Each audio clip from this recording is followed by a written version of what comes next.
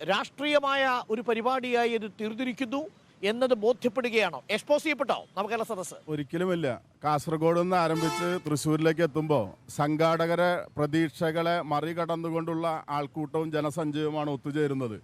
മുഖ്യമന്ത്രി വികസന പ്രശ്നങ്ങൾ, പ്രത്യേകിച്ച് കേരളത്തിൻ്റെ ഉള്ള കേന്ദ്ര ഗവൺമെന്റ് സ്വീകരിക്കുന്ന സാമ്പത്തിക ഉപരോധം, കേരളത്തോട് കാണിക്കുന്ന അതിക്രൂരമായ അവഗണന, ഇതെല്ലാം തുറന്നു കാണിക്കപ്പെടുകയാണ്. സർക്കാർ ചെലവിൽ കേന്ദ്രത്തെ പഴിപറയാനുള്ള സദസ്സ് ഒരിക്കലുമല്ല. സംസ്ഥാന ഭരണകൂടം എന്ന നിലയിൽ ഈ സംസ്ഥാനത്തിന് വേണ്ടി വാദിക്കുമ്പോൾ അത് എങ്ങനെയാണ് പിന്നെ രാഷ്ട്രീയ ജാഥയായി മാറുന്നതെന്ന് എനിക്ക് മനസ്സിലാവില്ല. ഇന്നിപ്പോ തൃശ്ശൂർ ജില്ലയിലെ വികസനത്തെ കുറിച്ച് നവകേരള സദസ്സ് ചർച്ച ചെയ്തു. തീർച്ചയായും എത്രയോ പ്രശ്നങ്ങൾ നമ്മുടെ ഈ കഴിഞ്ഞു പോയ 7 മണ്ഡലങ്ങളിലും ധാരാളം ഇത്തരത്തിലുള്ള വിഷയങ്ങൾ ചർച്ച ചെയ്യപ്പെട്ടു. ഇന്നലെ നാട്ടിക നിയോജക മണ്ഡലത്തിൽ തീരദേശ മേഖലയിലെ ജനങ്ങളുമായി ബന്ധപ്പെട്ട് ഓക്കിക്കു ശേഷം നടത്തിയ ധാരാളം വികസന പ്രവർത്തനങ്ങൾ മുഖ്യമന്ത്രി തന്നെ ചൂണ്ടിക്കാണിക്കുകയുണ്ടായി.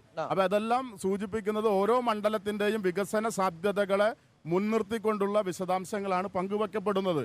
കേന്ദ്ര സർക്കാരിനെ വിമർശിക്കുമ്പോൾ തീർച്ചയായും നമ്മുടെ ഈ കേരളത്തിലെ ജനങ്ങൾക്ക് ആനുപാതികമായി അർഹതപ്പെട്ട സാമ്പത്തിക സഹായങ്ങൾ നിഷേധിക്കപ്പെടുമ്പോൾ, തടഞ്ഞു വെക്കപ്പെടുമ്പോൾ അത് ചോദ്യം ചെയ്യപ്പെടേണ്ടതാണ്.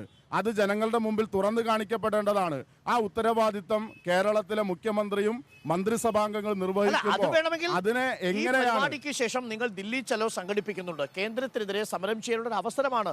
നവകേരള സദസ്സിന്റെ സർക്കാരിന്റെ പരിപാടിയിൽ തന്നെ കേന്ദ്രത്തെ പൂർണ്ണമായും കുറ്റം പറഞ്ഞുകൊണ്ടുള്ള രാഷ്ട്രീയമാണ്. ഒരിക്കലുമല്ല. നമ്മൾ അർഹതപ്പെട്ട കാര്യങ്ങളെ സംബന്ധിച്ചുള്ള വിശദാംശങ്ങളാണ് പങ്കുവെക്കപ്പെടുന്നത്. കേന്ദ്ര ഗവൺമെന്റ് ഈ കേരളത്തിനോട് കാണിക്കുന്ന ക്രൂരമായ അവഗണന തുറന്നു കാണിക്കപ്പെടുകയാണ്. പലതരത്തിലുള്ള കേരളത്തിന്റെ സാമ്പത്തിക സഹായങ്ങൾ തടഞ്ഞുവെക്കുന്നു, വികസന പ്രവർത്തനങ്ങൾ അട്ടിമറിക്കുന്നു, ക്ഷേമ പ്രവർത്തനങ്ങളെ തടസ്സപ്പെടുത്തുന്ന രാഷ്ട്രീയ വൈര്യ നിര്യാതന ബുദ്ധിയോടെ തങ്ങൾക്കൊപ്പമല്ലെങ്കിൽ കേരളത്തിലെ ജനങ്ങളെ ഞങ്ങൾ കൈകാര്യം ചെയ്തു കളയുമെന്ന രാഷ്ട്രീയ പക്ഷപാതിത്വ നിലപാട് കേന്ദ്ര ഭരണകൂടം മുന്നോട്ട് വെക്കുന്നുണ്ട്. ഇപ്പോൾ നമ്മുടെ ചോദ്യം ഇതാണ്. ഇന്നിപ്പോൾ ഇത്രയും മണ്ഡലങ്ങൾ പിന്നിടുന്നു, അതായത് പാതി മണ്ഡലങ്ങൾ പിന്നിട്ടാണ്, 72 മണ്ഡലങ്ങൾ പിന്നിട്ടാണ് ഇനി എറണാകുളം ജില്ലയിലേക്ക് കടക്കാൻ പോകുന്നത്.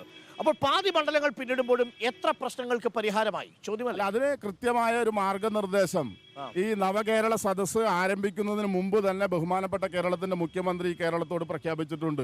അതാത് ജില്ലകളിൽ പരിഹരിക്കപ്പെടേണ്ട പ്രശ്നങ്ങൾ 45 ദിവസത്തിനകം പരിഹരിക്കപ്പെടും. സംസ്ഥാന തലത്തിൽ പരിശോധനകൾ വിധേയമാക്കി പരിഹരിക്കപ്പെടേണ്ടത് 60 ദിവസങ്ങൾക്കുള്ളിൽ പരിഹരിക്കപ്പെടും. അതോടൊപ്പം തന്നെ ഓരോ പ്രദേശത്തിന്റെയും വികസന സാധ്യതകളെ സംബന്ധിച്ച് മുന്നോട്ട് വെക്കുന്ന നിവേദനങ്ങൾ വിശദമായ ചർച്ചകൾക്കു ശേഷം ഇവർക്ക് കൈപ്പറ്റി രസീത് കൊടുത്തിട്ടുണ്ട്. ആ കൈപ്പറ്റി രസീത് അനുസരിച്ച് തുടർ നടപടികൾ എന്ത് എന്ന് തമാശയാണെന്നാണ് ഇപ്പോൾ ചിലർ പറയുന്നത്. അതിൽ തന്നെ കണ്ണൂരിൽ തന്നെ വന്ന കണക്കുകൾ നമ്മൾ കണ്ടു. മുഖ്യമന്ത്രിയുടെ ദുരിതാശ്വാസ നിധിയിലേക്ക് പോകേണ്ടത് കോർപ്പറേഷനിലേക്ക് പോവുക, സാമൂഹ്യനീതി വകുപ്പിൽ കിട്ടേണ്ടത് മെഡിക്കൽ കോർപ്പറേഷനിലേക്ക് പോവുക. ഒറ്റപ്പെട്ട എന്തെങ്കിലും ഒരു സംഭവത്തെ ചൂണ്ടിക്കാണിച്ച് ജാഥയുടെ ഉദ്ദേശശുദ്ധി മുഴുവൻ മോശമാണ് എന്ന് വരുത്തി തീർക്കാൻ ശ്രമിക്കരുത്. ഇത് അക്ഷരാർത്ഥത്തിൽ കേരളം ഏറ്റെടുത്ത് കഴിഞ്ഞു.